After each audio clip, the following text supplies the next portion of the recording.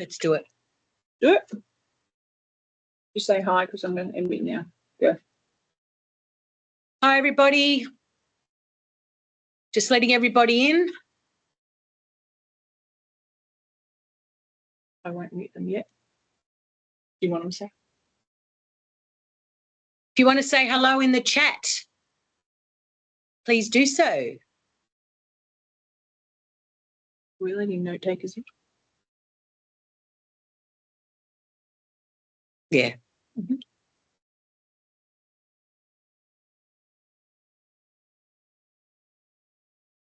Yep, everyone's coming in now. Just wait one more minute.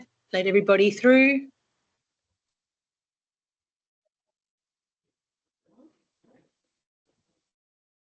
Oh, we see a few people. If you can put your videos on, that would be even better.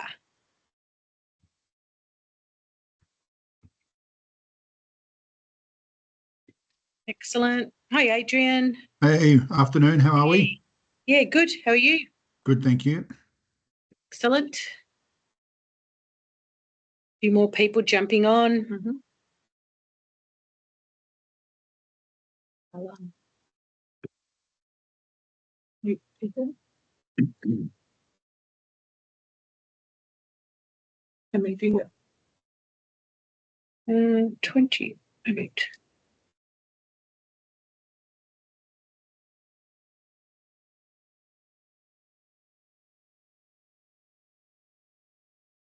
All right. We might get started then. There's quite a few people on now, so welcome to Series 10 of our Lunch and Learn series. It's nearly the end of the year, I can't believe it, but we've had some excellent Lunch and Learns every month so far, with a couple thrown in, in mid-month as well. So firstly, I would like to introduce our new CEO of the Franchise Council of Australia, Jay Westbury. So he would like to say hello. Well, hello.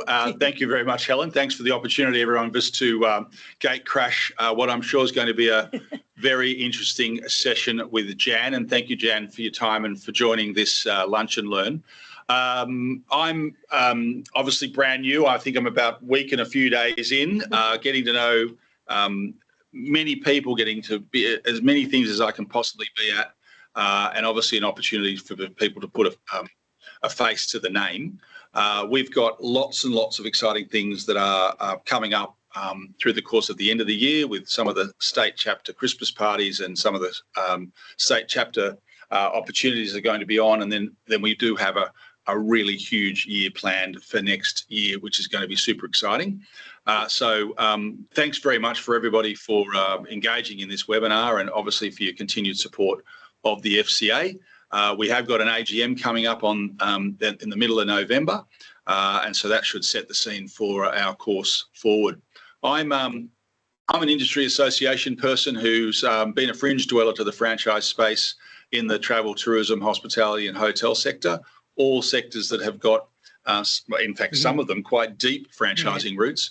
But I have, for my sins, never worked for a franchisor or, sadly, unlike some people at this table, owned a franchisee. So I'm a sponge.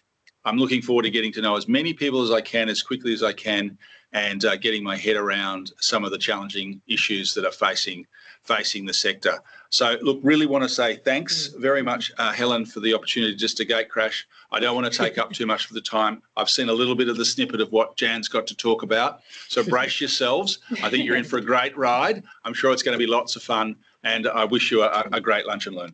Thank you. Thanks very much. Jay. Bye. All right. Well, let's. I'll just introduce Jan to everybody, and quite a few of you on this call know Jan and have been part of her trainings as well. So Jan is the education consultant for Training Central, and she's the founder of Get Smart Services and Get Smart Learning Academy, which I love the names. She spent 15 years working in the franchise sector, senior management roles, and then in 2011 founded Get Smart Services. In 2020, she completed a 7-year empirical research study that developed an evidence-based model for success in franchising, and became the catalyst for her best-selling book, which you can see behind Jan, The Ultimate Franchising Success Formula.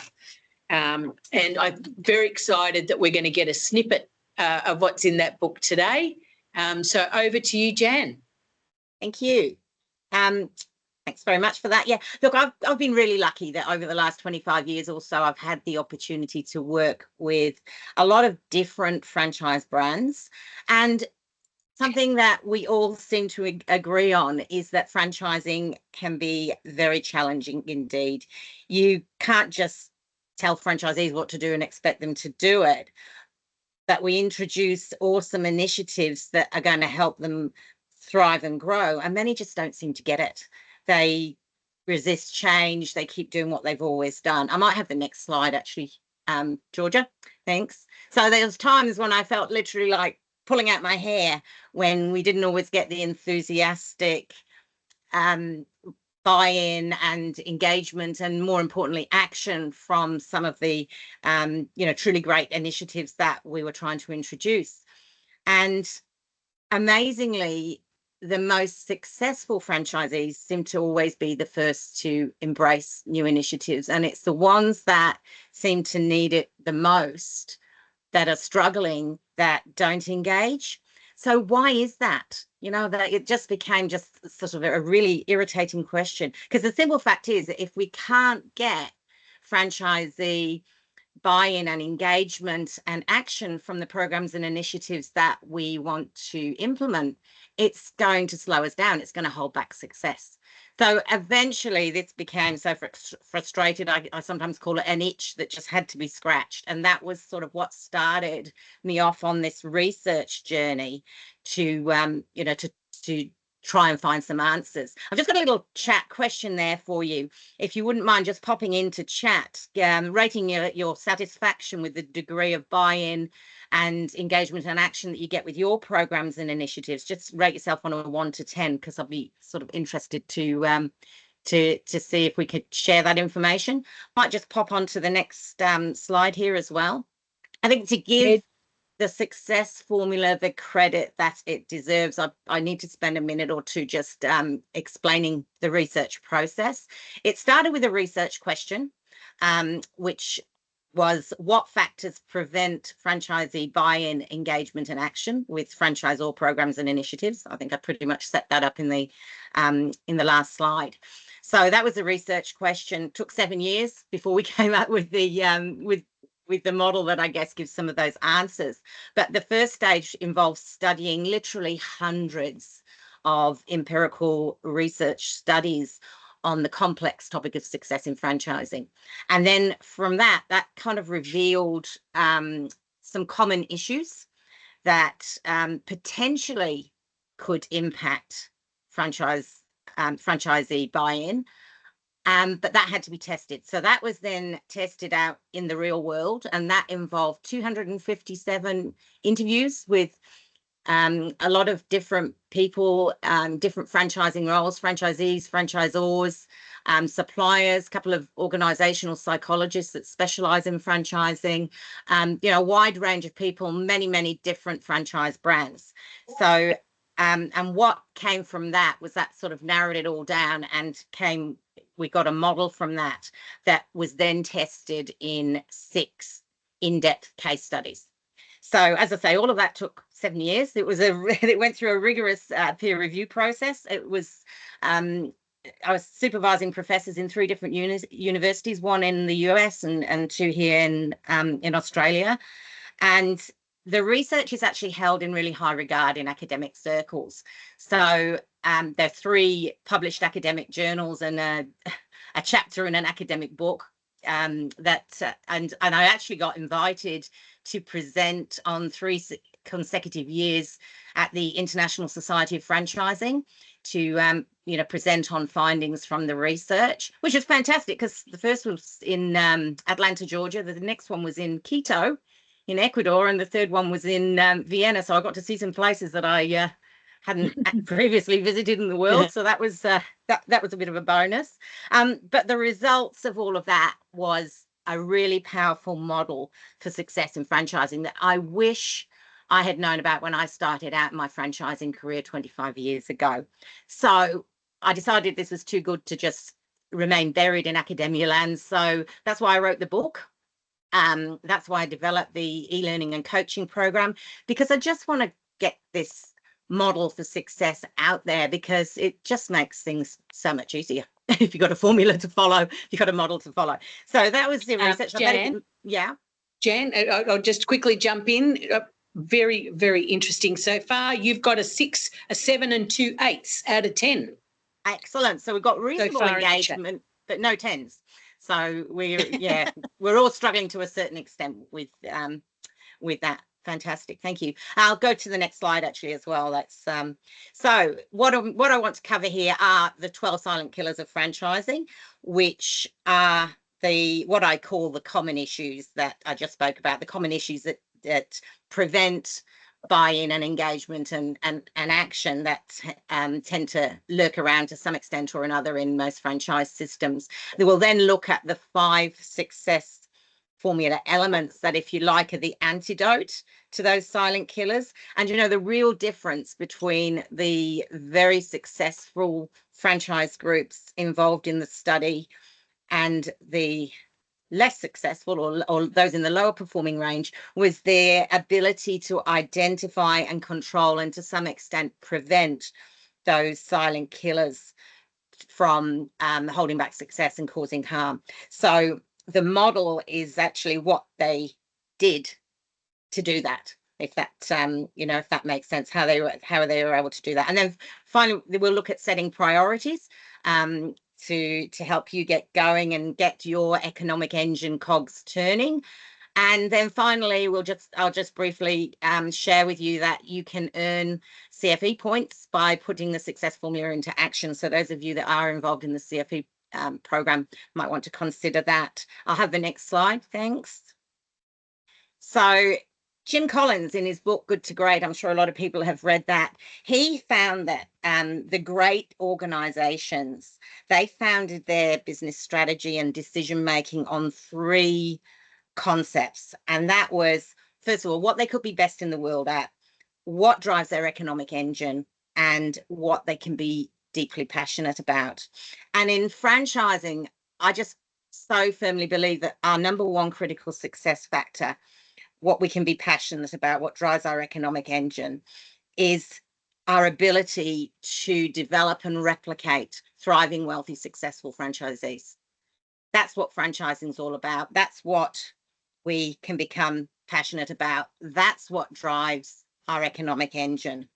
And that should be the unifying vision of every single member of the franchisor team, and the litmus test or a navigational beacon for the strategic decisions that we make. So next slide, thanks.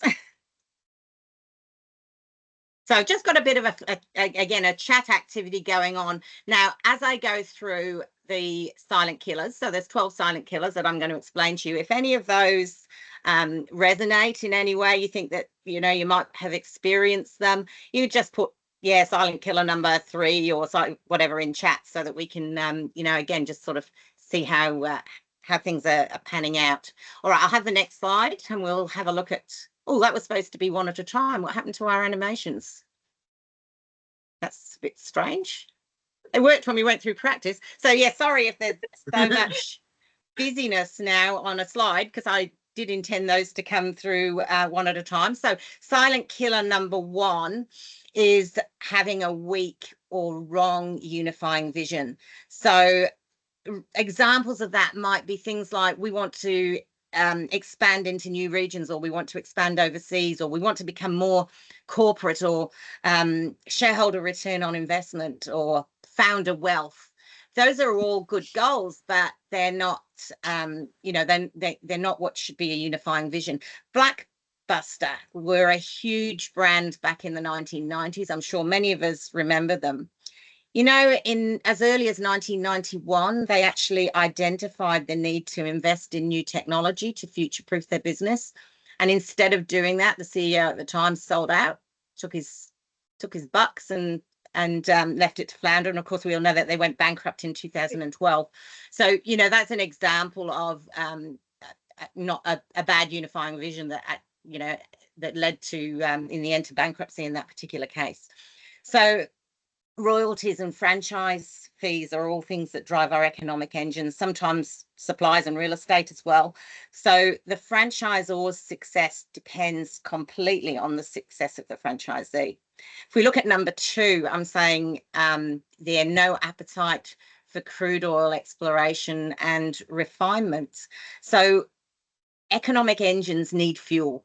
So if you think of crude oil or raw fuel as that is the tacit knowledge or raw knowledge that exists within franchise groups and within the franchising sector as a whole. And our skills, the skills and the ideas and the experiences of top performers are valuable. It's valuable crude oil that we want to capture, because that's kind of the key to replication. If we can replicate the successful things that our successful franchisees do, and they're not all doing exactly the same thing as each other all the time, but if we can kind of amalgamate that, then that's gives us the key to replication. And the good news is that knowledge, unlike crude oil, is in abundant supply, and we can capture it. Is the challenge is that to be able to capture it. So number 3, franchisor expertise holds back knowledge creation. Sometimes we sort of think, oh, there's no need to explore. We know what we've got to do. Sometimes because we're in a hurry to implement, or we're worried that things will slow down, and we rely on the 2 T's, which is telling and training. And, you know, even if it's true that you don't need any more input or any more knowledge, you do need buy-in. You need buy-in for initiatives to succeed. So you're more likely to get buy-in if franchisees feel that they're being listened to, they feel that their know-how is being valued, and that they trust that the franchisor is going to get it right. So to avoid number 3, we just need to make sure that we seek out the knowledge that exists, whether we believe we need it or not. Number 4 is what I'm calling randomly eating the elephant without engaging and turning the engine cogs. That sounds a bit complicated, but you know, so many things to do. Sometimes we feel like we've got so many things to do that we get overwhelmed. So we need a big picture plan that's guided by our unifying vision, and then we need to basically take it off in bite-sized chunks. So we need to be very, very kind of mindful of doing that, and not jumping from one thing to another all the time, and not actually realizing it's better to do one thing or 2 things and implement them really well than to sort of have all of these things going on and diluting it. So what we're trying to do there is build momentum. So I think we all resonate with that one, Jan. I like it, and so does Greg Nathan. Yeah. So it's about building momentum, moving forward, no reverse gear. You know, we can't go backwards. Persistent cranking and fueling and maintenance and tuning, so that we pick up pace. Number 5 there, lacking the discipline to follow systems. That's or the systems maybe just not being robust enough, or not existing. So we need to cultivate a culture of discipline with very strong, consistent systems that go beyond just the operations manual. There's franchise groups have systems for driving franchisee performance, systems for managing communication flows, for automating marketing, for managing sales. The list goes on. Developing systems is a core competency of franchising. You know, systems is what we do in franchising, right?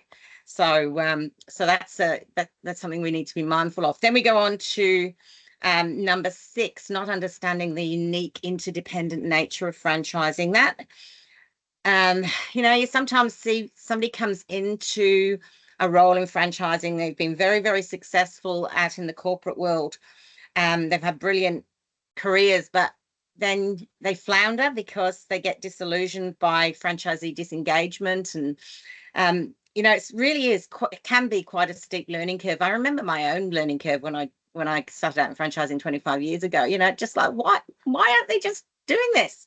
No, it's good for them. Why aren't they doing it? But basically, command and control methods that, you know, can work in the corporate world don't work in franchising, because no matter how good a strategy is, if you don't get the buy-in then it's not going to succeed. So it's easily avoided. Number 6 is easily avoided as long as it's recognized and addressed. And so, you know, we need to be sure that we understand that interdependent nature that is franchising. Number 7 is the harmful gravitational conditions. Now, we really need communication for franchising relationships. It's absolutely vital.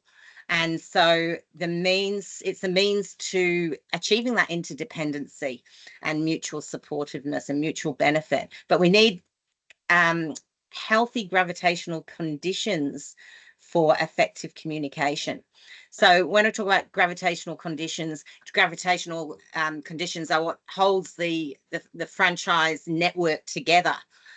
So healthy conditions need to be present for effective communication. And conditions that harm, because we're talking about the silent killers here, so conditions that that are harmful are things like a culture that lacks embedded trust and mutual supportiveness, or lack of collaboration and relationship commitment, or a culture that's not conducive to learning. So that's the kind of thing that we need to be mindful of, because negative conditions can create a sick culture, which becomes a bit of a cancer that destroys trust. It kills collaboration and mutual supportiveness. It inhibits knowledge sharing, and it stifles potential, and it leads to communication failure at the end of the day. So, you know, that's something we need to be careful of. Number 8. Lack of rigor about only having bright stars on board. Again, going back to Jim Collins, you know, one of his in Good to Great, get the right people on the bus and the wrong people off the bus, is, you know, very much behind this.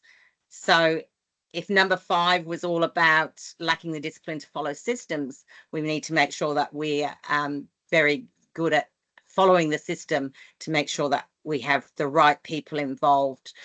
Successful franchisors tend to be very rigorous about that, whereas the emerging or less successful, you know, tended to sort of take anybody with the wallet and the heartbeat, as was often quoted to me, and that always comes back and bites on the bum. So, and needing to make sure that we only allow bright shining stars into the system and applying rigor to achieve that. And that is not just franchisees, it's actually if the franchisees have teams, it's their team members, it's the members of the franchisor team. We need to make sure that we've got the right supplier partners. So it applies to everybody that is actually involved in our network. Number 9, quick fix financial performance gains that at the expense of long-term strategy. Need to be careful of that. It's often a result of randomly eating the elephant, you know, not following that rigorous selection process, or potentially using relationship restructures to improve shareholder return on investment, you know, layoffs and restructuring. And the blockbuster sellout as a, you know, classic example. We talked about that before. If they'd have sort of decided to invest in future-proofing their business, and back when it was recognized, they could have been the next Netflix instead of being put out of business by them. So, and as you can see, many of these silent killers are interrelated. So we look at number 10, we talked about avoiding the unifying, talked about making sure we got the right unifying vision, but number 10 is saying that we need to make sure that we also apply that litmus test or navigation beacon to the strategic decisions that we make. Some examples of that not happening. A bit of a classic is rewarding the sale of franchise territories. So whoever's responsible for franchise sales gets rewarded for the sale of a territory. Would it not be better if they were rewarded for new franchisee performance results over their first year or their first 2 years or something like that, because that's actually rewarding what we need to see, not just here's another territory. Axing initiatives for short-term gain can be another one there. Cutting back on field support, offboarding high caliber people and replacing them with less experienced, lower caliber people to again to cut back on costs. You know, they just making sure that we apply that unifying vision litmus test to these strategic decisions. Number 11 is resting on the laurels of the past, or sometimes imaginary laurels. You know, we think we're still so great. Blockbuster most certainly did that. And this one sometimes affects franchisees. You know, they resist change, they resist initiatives to future-proof the business, and so we need to make sure we engage in strategies to prevent that happening and causing harm. And then the final one, great initiatives poorly implemented. Well, that's a bit of a catch-all, and it probably comes about because the previous 11 silent killers are impacting the implementation of things, but 12 was a nice number to end on rather than 11, so we've got that one in as well. I'll have the next slide, thanks. So that explains the silent killer. So what's the antidote for the silent killers? This evidence-based model for success in franchising, and it's based on the factors that the world's most successful franchise systems actually apply. You know, this is real life research. It's not just something that somebody has dreamed up. So the 5 essential elements: number 1, get the right people on board and replicate them. So element 1 of the book, each element of the book is probably 6 to 8 chapters off the top of my head. So there's a lot of information. It's a real how-to book. And the e-learning and coaching programs follows the same pattern. So it's really about how we do it. So we step through how to identify the attributes of the most successful franchisees that you have in your system. And if you manage to identify those, it actually unlocks that key to replication. So we build star behavior profiles, and we do that not only for franchisees, but also for the various roles in the franchisor team. And you know, if there are team members in the franchise business, then for those team members as well. So they're very useful tools that can then be created from this, and that is tools for selection, of course, but also tools for performance coaching, which helps us then with field support. And the next one is discovering, refining, and transferring know-how. So we talked about that, you know, that need for having an appetite for collecting know-how.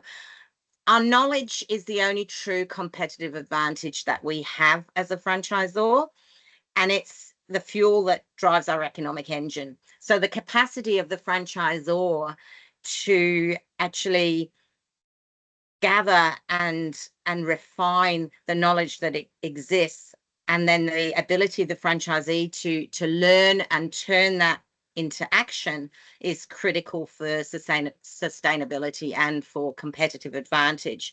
So, and basically know-how is, or knowledge, that's what we sell in franchising, right? That's the system. Business format franchising is all about this system of knowledge. So so that one's really critical. Number 3 is developing a healthy culture and effective communication. I talked a bit about that when we did the silent killers from the opposite way, but the optimal cultural conditions are to have an organic kind of relational structure that facilitates collaboration and cooperation, to have a culture that is supported with embedded trust and learning orientation and cooperation and collaboration, and to understand and accept the interdependent nature of franchising, and also that insatiable appetite for discovering and refining and transferring knowledge so that we can fuel success.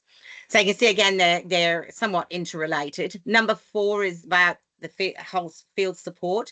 You know, the most frequent thing that franchisees complained about was poor support, lack of support, or reduction in support. We don't get what we used to get. Whereas franchisors from the same system said, our support's fantastic. We do so much for them. So, how can there be two sort of opposite views there that from the same system? So is the issue actually lack of support, or is it unrealistic expectations? And so in element 4, we work through how to answer that, how to just uncover that and set the right expectations, but also implement and build and implement a structured support system to mentor, coach and support our franchisees. But it's not a one size fits all. So I've got to be careful when I say we build a structured system. It also needs to be adaptable to where each franchisee is in their life cycle, their experience levels, and so on. So it's not a one size fits all. And then finally, achieving learning, action, and lasting behaviour change. I'm going to give you some stats here. 40% of training fails to transfer to on-the-job behaviour. A further 70% have faltered within 12 months. And only 50% of investment in training results in business improvement. So we need a paradigm shift here. Forget training. Training doesn't work. What we need is learning and lasting behaviour change. And so element 5 works through how you can achieve that. And it's, again, sort of about 8 chapters jam-packed with how to methods for actually going about achieving that. I'll go to the next slide. Conscious of time here. So setting priorities that will get your engine cogs turning faster and faster is the next step there to building momentum, making it happen. I often get asked which is the most important element, and that's an impossible one to answer because they're all equally important. But each franchisor has their own unique priorities. They have their own resource constraints, they have their own challenges. So what we need to do is, first of all, we gain that understanding of the big picture, which I've gone through very quickly here, but then it's setting priorities to get started. And with every little crank of the engine, we just get things moving. It's hard at first, and then we just build momentum and things move faster and faster, and we keep going. But I have to say, the job's never finished. It's never done. Oh, I've implemented the success formula. That's it now. Great, done. No, you're forever working on it. It's a lifelong quest. The 5 elements work together, and it's a continuous improvement plan for life. Is probably the best way to describe it. Have the next one. How to eat an elephant. We talked about eating the elephant. A bite at a time. That's we all know that one. But celebrate activity that's completed rather than waiting for the outcome. And the 5 elements are presented separately, but they're interconnected. There's no room for silos in franchising. So what we need is cross-functional teams and potentially working on several elements concurrently. But we've also got to be very mindful of not biting off more of the elephant than we can chew at any one time. As I mentioned earlier, better to be implementing a couple of initiatives really well than diluting ourselves too much. The next slide.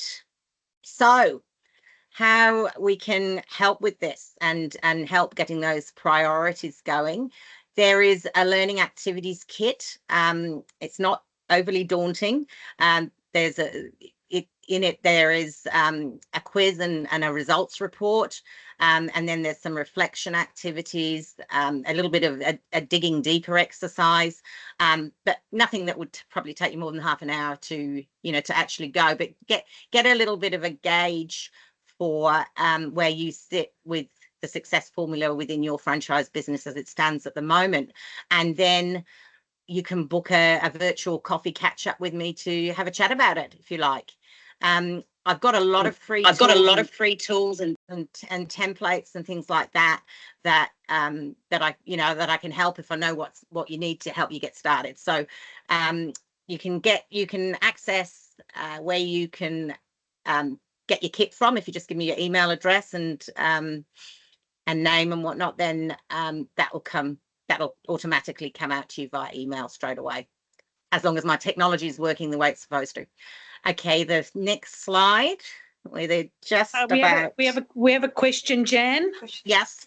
Yes. If training doesn't work, what's an example of learning that works well?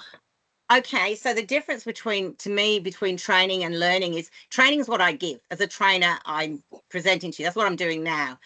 Learning is what you've taken from this.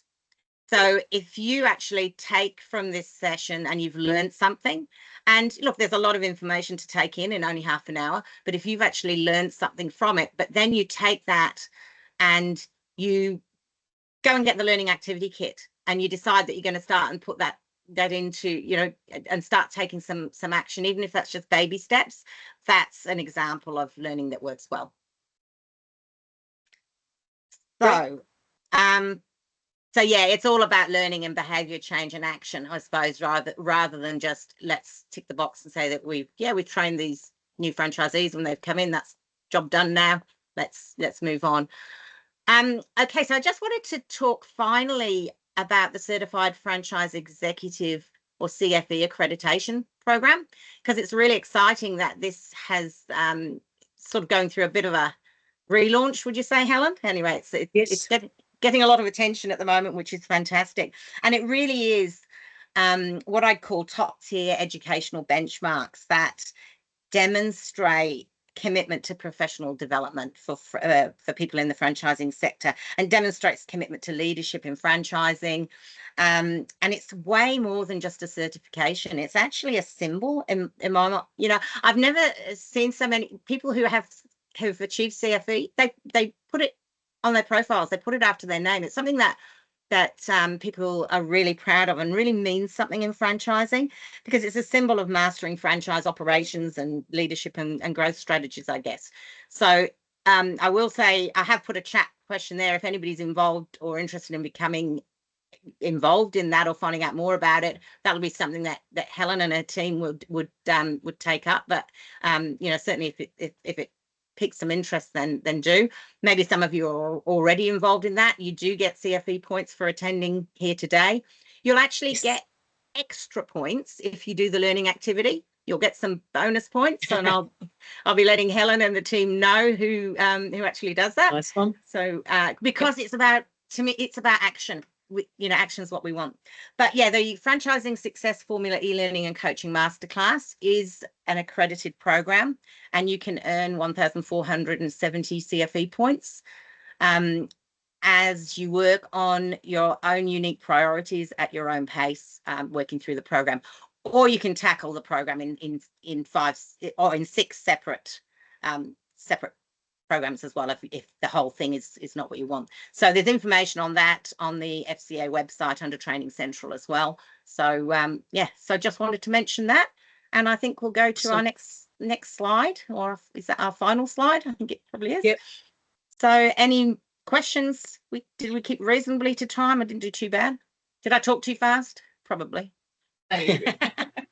Oh, good. What questions have we got of Jan? Oh, somebody liked the moving slide. Was that great? That was my engine cogs. Oh yes, we love the moving engine cogs. Yes. Nodding. Nothing. Any other questions? I've got a comment. Yeah, I just think what you did, Jan, is just incredible. The challenge is you've got so much to offer, so much insight.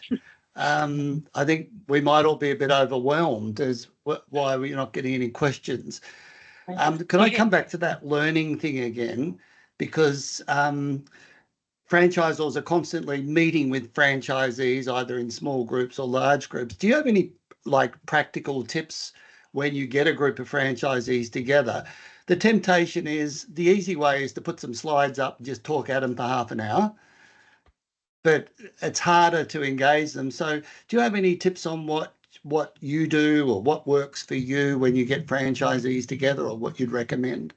Yeah, well, I mean, what I do is again learn from people who do it really well. So I'm not claiming credit here. You know, the research gave me exposure to lots and lots of different things that people do. And one of them that I loved was knowledge sharing moments. Now, safety has been doing safety shares or safety sharing moments in their meetings or toolbox talks or whatever they're called for donkey's years. But knowledge sharing moments, there is a couple of franchise groups that did this. Only one of them called them knowledge sharing moments, so different terminology. But basically, has anybody got a knowledge sharing moment to share with us? Oh, well, I went to this lunch and learn and I heard about this success formula, and and so you're putting a little bit in, then the opportunity to ask questions about it, so that tacit knowledge then starts to become implicit. And then if somebody will take responsibility for actually capturing that and putting it into a form that can be shared, if it's something that is worthwhile taking up and doing, if it's something that is worth putting into your franchise knowledge bank or operations manual, whatever your terminology is, then that turns it into explicit knowledge that can be shared. So I love that, that as a start to every single meeting, and it gets interaction happening. It's like, okay, we can get into, if you've got a big meeting, get into groups of 3 or 4, have a knowledge sharing moment, and then tell us what do a group scoop, to use Greg's terminology of what the knowledge sharing moments were. Excellent. Yep. And Claire Wilson from the Alternative Board has a question. Yes. What's the question? Well, let me unmute. You're on mute, Sorry, I had to Claire. work out how to unmute myself. I use Microsoft Teams so rarely, I never know where to go.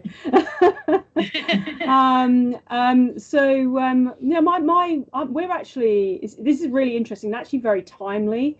I have been working with a particular team member that I have to try and, who does a lot of the training and so on with franchisees, to reframe what she sees as training. I'm very much aligned with what you're talking about, with it being about the embedding and the learning. I'm actually really struggling to get her to see it. She's really struggling to understand what I mean, and how important that is. So her attitude is constantly, well, I've done the training. They should know how to do it now. And we see exactly the same outcomes as you're talking about, is some embrace it, but the vast majority do not. I just wondered what your thoughts were. I mean, I don't know anything about your ongoing learning program or anything in any detail, but is this something that would be appropriate for someone like her? Is there any thoughts, any guidance, any advice as how I can help her to be more understanding of what I'm driving her towards? Yeah, and I'd say yes, definitely. Because element 5 is actually totally worth. Hang on, Jen. Sorry, you're just echoing for some reason. I've just muted Claire. There you go. Oh yeah, you're on. Yep. Sorry. Okay, now. So what I probably suggest you do is download that activity kit and book an appointment. We'll have a chat. That's probably, because you've actually already identified a priority there, so we can kind of jump straight in. But so the QR code there, because we probably haven't. It's a long answer. It's not as it's not as simple to answer as some of the other questions. But I'd love to have a chat with you about it, and we can kind of work out how best to approach that. Yeah. Excellent. And I think that's timely for anyone else that has got any specific questions to Jan, because it was a lot of information. I agree.